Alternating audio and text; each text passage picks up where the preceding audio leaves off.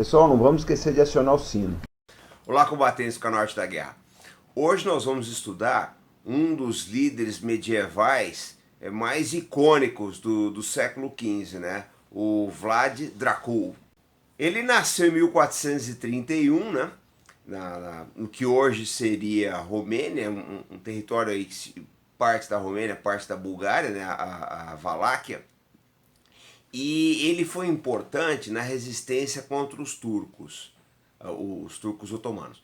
Eu vou mostrar primeiro um mapa da região da Valáquia, para vocês poderem entender a situação tática. Depois eu vou voltar na biografia e nas ações militares do Drácula. Acompanhe conosco. Tudo que vocês veem aí era o Império Otomano, né, no século XV. Esse ponto ao norte aí, que é para onde a seta vermelha aponta, era a Valáquia do Drácula. Aí vocês veem o mapa da Valáquia. Os turcos entraram pelo Mar Negro e o Drácula usou a natureza acidentada do país para estabelecer posições defensivas sucessivas.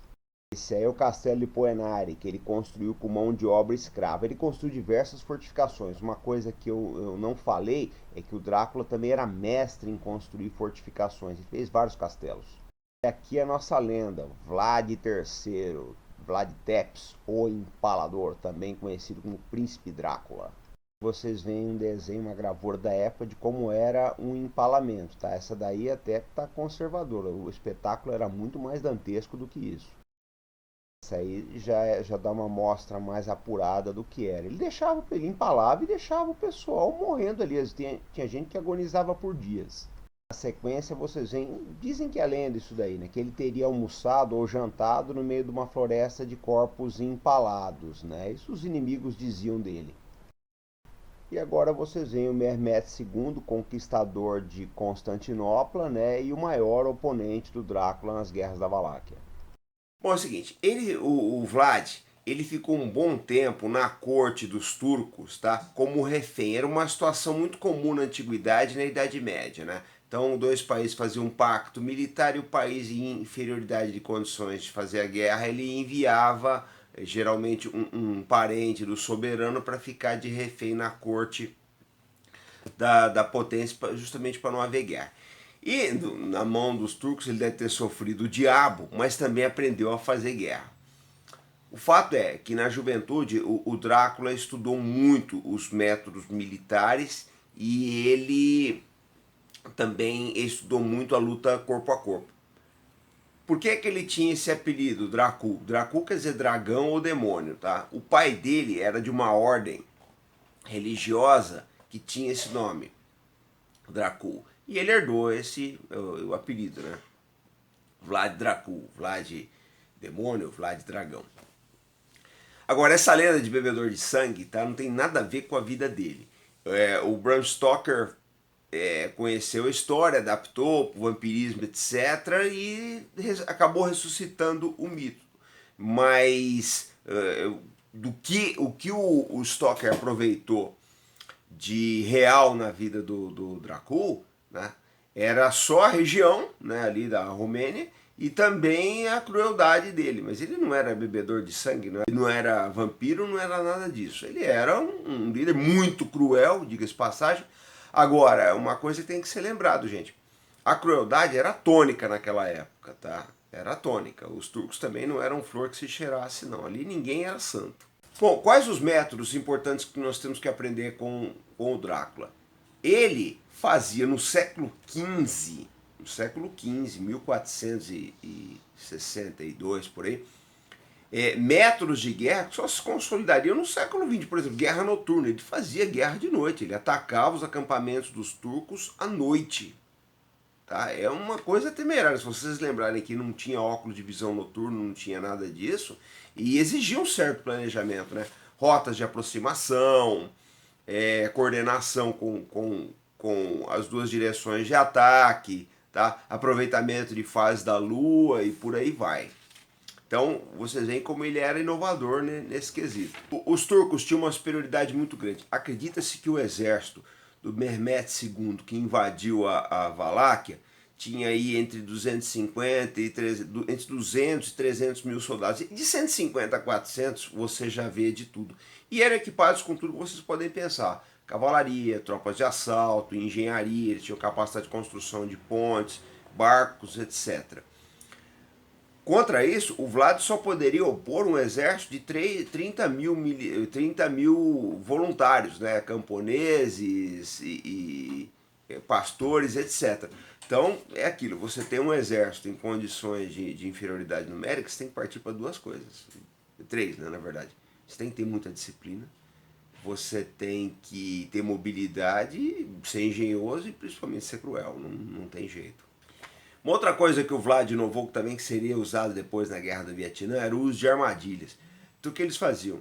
Eles colocavam estacas, cavavam um buraco, colocavam estacas ali, cobriam de flores, aí quando os turcos passavam, caíam ali, e, enfim, ferimentos horríveis que infeccionavam logo. Né? Mais um ponto que ele inovou, o uso da guerra bacteriológica. Ele pegou pessoas infectadas, né, com doenças da época e infiltrava nos acampamentos dos turcos para disseminar a peste. E era comum naquela época, a peste fazia lenha nos exércitos, até porque não se tinha os métodos de prevenção nem higiene como se tem hoje. Uma coisa interessante também que o Vlad empregou, que seria usado depois pelos russos no século XIX e XX, é a terra arrasada. Então não deixava nada para os turcos, né? Colheitas, animais, água, nada. Ele desviava rios também para alagar determinadas regiões, transformando em pântanos, né? Para refrear o avanço dos turcos. Um negócio interessante também. Os turcos estabeleceram uma cabeça de ponte em Vidin, no rio Danúbio. E ele atacou imediatamente, o Drácula atacou imediatamente. Esse era o método que os alemães sempre usaram. Se o inimigo estabelecia uma posição, você contra-ataca logo na sequência. Então vocês veem como ele tinha um conhecimento militar avançado e um senso de oportunidade tática fora de série. Isso é uma característica importante em qualquer líder militar, tá, gente? Senso de oportunidade.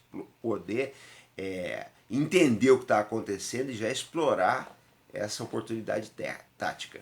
Sabia usar muito bem a cavalaria também em atacar, método de atacar e fugir, né? O hit and run. Ele atacava com a cavalaria, fazia o estrago e já se retirava rapidamente. Até porque ele tinha inferioridade numérica com relação aos turcos.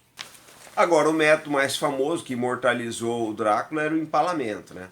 Então, o que acontece? Quando o Mehmet estava passando por uma estrada, ele viu mais de 20 mil de seus próprios soldados empalados. Como é que era esse empalamento? Deixei ali, vocês já viram a ilustração, tá? Eles pegavam uma estaca e transpassavam o corpo da pessoa, tá? E deixava ali. Por exemplo, um dos líderes militares do Mehmet foi capturado para ele, o Drácula colocou na estátua mais alta. Falou, esse aqui era o chefe, era o mais antigo, vai ficar na estátua mais alta. Ele era realmente pavoroso nos métodos dele. Mas tinha certa funcionalidade, porque o Mehmet, quando viu aquilo, falou, mas não é possível, não se consegue conquistar um país com um líder com essa crueldade. A relação do Mehmet com ele era uma relação de ódio, temor e uma certa admiração. E vamos lembrar que o Mehmet, né, não era qualquer líder, foi o líder turco, o jovem líder turco, que comandou o cerco e a conquista de Constantinopla, que hoje é Istambul, em 1453, e mudou a história do Ocidente. Então o Drácula enfrentou um dos maiores líderes militares do seu tempo.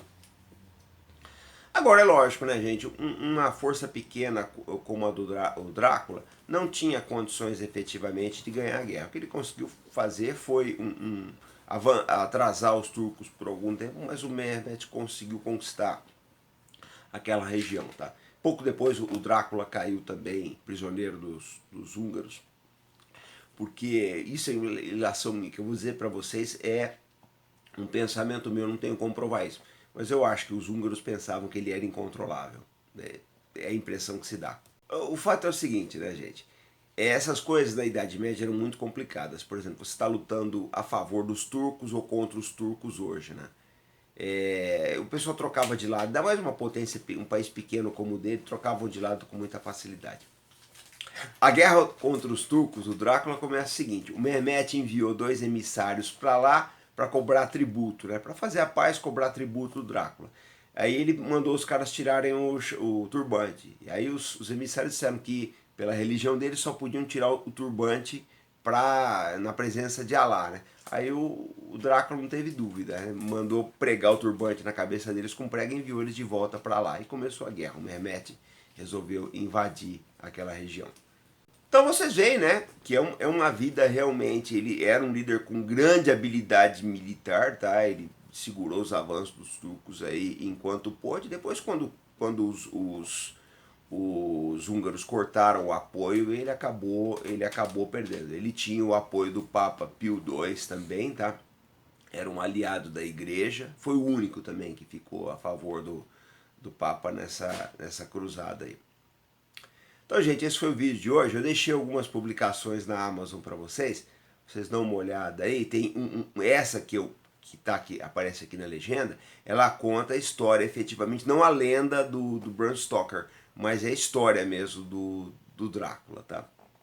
Nós estamos voltando amanhã com mais uma produção do canal, tá? Amanhã o assunto é Marinha e segunda-feira eu lembro que nós temos mais Afeganistão para vocês.